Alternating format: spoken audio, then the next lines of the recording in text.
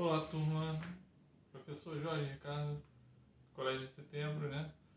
Ensino médio. Nós estamos aqui para dar continuidade a esse módulo de biologia com a disciplina o tema ecologia, né? Onde a gente vai dar continuidade aqui a essa apostila. Essa é a terceira aula, né, do módulo de 5 aulas. Então nós temos aqui, nós falamos na última aula sobre relações intraespecíficas, né? Hoje nós falaremos sobre as relações interespecíficas, ok? Lembrando que é importantíssimo que sejam feitos os exercícios que a gente faça e qualquer dúvida também, se vocês quiserem acompanhar os slides, eu disponibilizo também lá no grupo, no aplicativo, né, que a escola está utilizando, tá? E qualquer dúvida podem entrar em contato comigo ou com a escola, que tudo será esclarecido, tá ok? Então nós daremos continuidade aqui, falaremos sobre essas relações dos seres vivos, relações intraespecíficas e relações interespecíficas, tá? As intraespecíficas nós falamos já na última aula e as interespecíficas nós estudaremos hoje, tá ok? Após essa aula restarão mais 2 aulas para fechamento desse módulo, ok? Grande abraço a todos, vamos lá, vamos na nossa aula, volto para aí, para trás das câmeras, para a gente dar continuidade, ok? Um momento.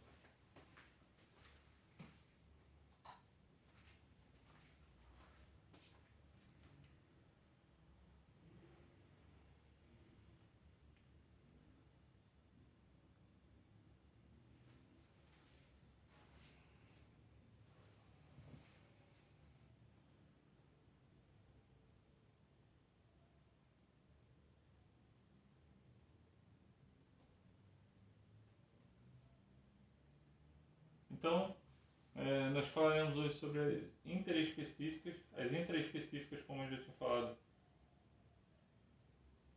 nós já comentamos na aula passada, mas vamos relembrar aqui só resumidamente o que quer dizer relações intraespecíficas, tá? Também chamadas de homotípicas, são as relações estabelecidas entre indivíduos da mesma espécie, né? A gente estudou as relações dos indivíduos da mesma espécie na última aula. Nessa aula de hoje nós estudaremos as relações entre indivíduos de espécies diferentes, tá? Que são as relações interespecíficas, tá? Também chamadas de heterotípicas, são as relações estabelecidas entre indivíduos de espécies diferentes. Sendo que aqui está a subdivisão das intraespecíficas, que a gente já viu. Das interespecíficas a gente já viu também, mas hoje nós teremos um pouco mais detalhado cada tipo de relação dessa aí, tá? Então vamos lá. Nós podemos ter as relações harmônicas e desarmônicas, né? Vamos começar pelas harmônicas e depois vamos para as desarmônicas, tá? Então aqui, a primeira delas é o comensalismo. O que quer dizer? É a relação em que um participante se beneficia enquanto o outro não sofre prejuízos nem benefícios, mantendo-se indiferente. Geralmente está envolvida na alimentação do indivíduo dos restos deixados pelo outro. Exemplo, rêmora e tubarão. Se você reparar, ali na figura, nas duas figuras, né? A gente tem próximo aqui nessa primeira está um pouco em cima do tubarão e nessa de baixo está um pouco abaixo, né? No caso é a rêmora, né? Ela está ali acompanhando o tubarão, né? Nessa finalidade de resgatar os resíduos de alimentos deixados por ele. A rêmora se fixa no tubarão e se alimenta de restos de alimentos deixados por ele. Tá? Então é uma relação harmônica, onde tudo flui naturalmente, sem menor estresse para ambas as espécies. Tá?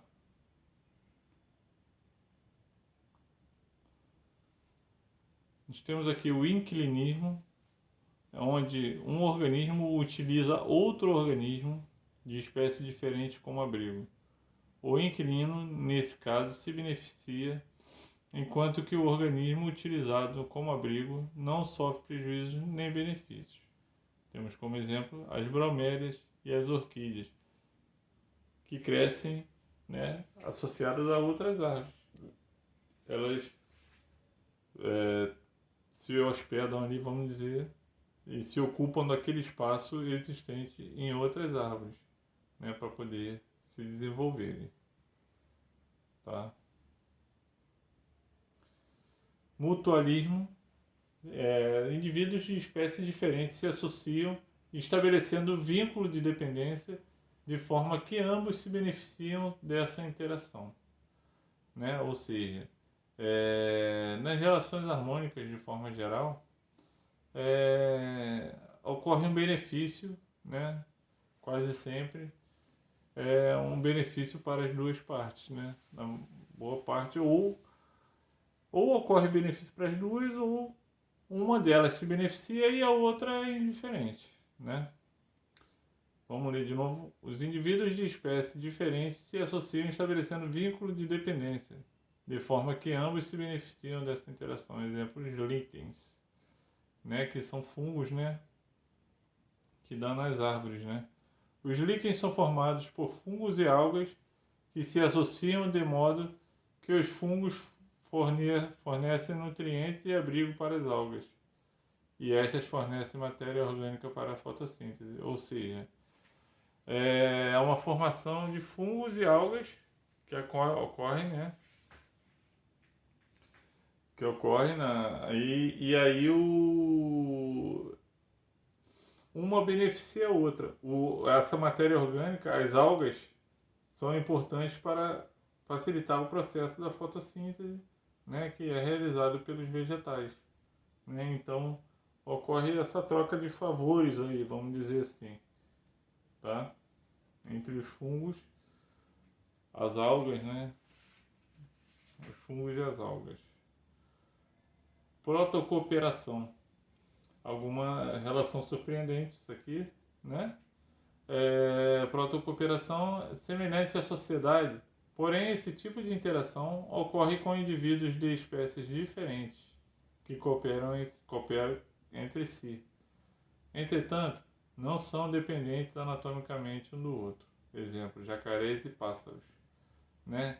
Aqui tem duas figuras aqui curiosas, né? O hipopótamo, um animal gigante, né? Onde tem vários pássarozinhos aqui em cima, né? E o jacaré, essa aqui é terrível. O pássaro dentro da boca do jacaré, o que ele está fazendo aqui? Ele está se alimentando de resíduos, né, de alimentos do jacaré, que ainda estão na boca, entre os dentes dos jacarés e tal. Né? Então, existe essa relação harmônica entre alguns seres, né, que são surpreendentes. Pássaros se alimentam de restos de comida presentes na boca dos jacarés, limpando essas regiões. Né? E assim, é bom ter em mente que todas as relações entre os seres vivos são visando a sobrevivência, né? A sobrevivência de cada espécie. Nesse caso aqui das harmônicas, elas ocorrem tranquilamente, mas daqui a pouco a gente vai ver as desarmônicas, já não é tão pacífico dessa forma, entendeu? Porque na maioria das harmônicas, ou um se beneficia, ou os dois se beneficiam, ou um se beneficia e para o outro é indiferente, tá ok? Agora vamos às desarmônicas, né? Amensalismo. Uma espécie inibe o desenvolvimento da outra, não se beneficiando dessa relação, também chamada de antibiose. Exemplo, fungos e bactérias. Né? Então, existem alguns fungos que inibem, né, o desenvolvimento das bactérias, não deixando criar as bactérias. Né? Ou seja, onde tem determinados fungos, não há proliferação das bactérias. Né? Aqui tem algumas plaquinhas de fungos, né? Onde mostra que não se tem bactérias. Fungos como Aspergillus e Penicillium podem liberar antibióticos em culturas que inibem o crescimento bacteriano. Competição. Chamada de competição interespecífica. Esse tipo de interação ocorre quando indivíduos de espécies diferentes possuem o mesmo nicho ecológico, ou seja, eles se encontram na mesma região, no mesmo habitat, né? Ou pelo menos uma sobreposição desses nichos, de modo que competem pelos recursos ambientais presentes no ecossistema, como território e alimento. Exemplo, os leões e os guepardos. Né? Ou seja, esses animais eles ocupam um mesmo espaço, né? Ocupam uma mesma região. Então, obviamente, por eles terem algumas características semelhantes de alimentação, né? de hábitos, né? Ocorre uma divergência entre eles na briga por essa alimentação, pelo território, né? Então é uma relação conturbada, uma relação desarmônica. Né? Leões e guepardos vivem no mesmo habitat e são carnívoros, alimentando-se de mamíferos menores e competindo entre si pelo território e presas. Então existe essa luta aí, porque o tipo de alimentação deles é semelhante. Né? Herbivoria. Plantas que são produtores, né?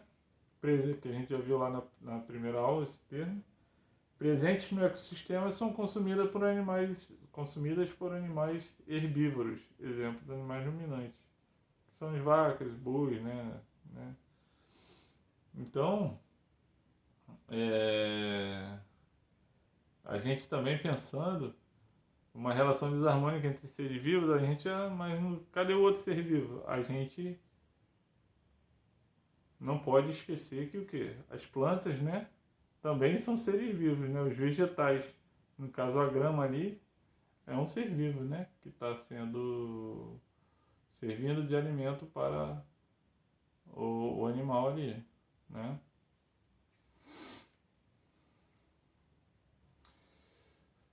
Predatismo. Uma espécie se alimenta de outra espécie para sobreviver. Portanto, enquanto uma espécie se desenvolve e aumenta o seu número no ecossistema, a outra tem seu número diminuído. Exemplo, leões e antílopes. Ou seja, quando uma espécie depende da outra espécie para sobreviver, ou seja, para se alimentar. Isso quer dizer o quê? A espécie mais forte, né, com certeza sobrevive e dá continuidade ao processo de desenvolvimento dela. E a espécie mais frágil, que é a presa, serve de alimento e, obviamente, tendo menos um indivíduo na sua população, pois foi abatido, né, pelo outro animal.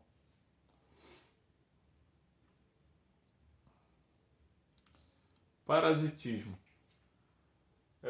Uma espécie parasita se associa a outra, o hospedeiro, e retira do seu organismo todos os nutrientes necessários para garantir a sobrevivência. Esse tipo de relação acaba prejudicando o hospedeiro. Com relação ao local de fixação, o parasita pode ser endoparasita ou ectoparasita. Esse aqui, no caso, o parasita é o quê? No caso dos vermes, uma lombriga, por exemplo, né, que acontece bastante ainda, ela se hospeda, né? Ela é um parasita que se hospeda no hospedeiro, vamos dizer assim. Né? Quem é o hospedeiro? É o ser vivo em que ela está, no seu interior. Né? Então, ela absorve vários nutrientes, né? Fazendo com que retire um pouco da energia, da força, né? Dessa pessoa, desse indivíduo, né? Vamos dizer assim. Endoparasita é quando o parasita se deposita dentro do organismo do hospedeiro. Exemplo, as lombrigas. As carilubricoides, que parasitam no interior do estômago ou no intestino de animais. Não só do ser humano, tá? De animais, alguns outros animais também. Então aqui, ectoparasita, quando o parasita se fixa no hospedeiro, mais do lado externo. Então, nós temos dois tipos aqui. Endoparasita se hospeda no interior do organismo do hospedeiro. Já o ectoparasita se hospeda na parte externa do organismo do hospedeiro, tá? Que são aqui, por exemplo, os carrapatos e as pulgas, né?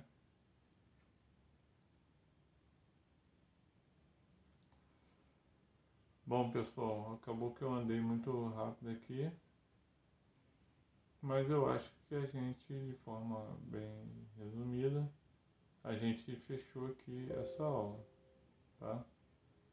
Então, estou passando também uns exercícios, tá? Para serem feitos. E vou deixar no aplicativo da escola, tá ok? Um grande abraço a todos, foi um prazer. Muito obrigado pela atenção e até a próxima, tá? Lembrando que faltam 2 aulas para fechar esse módulo. Um grande abraço.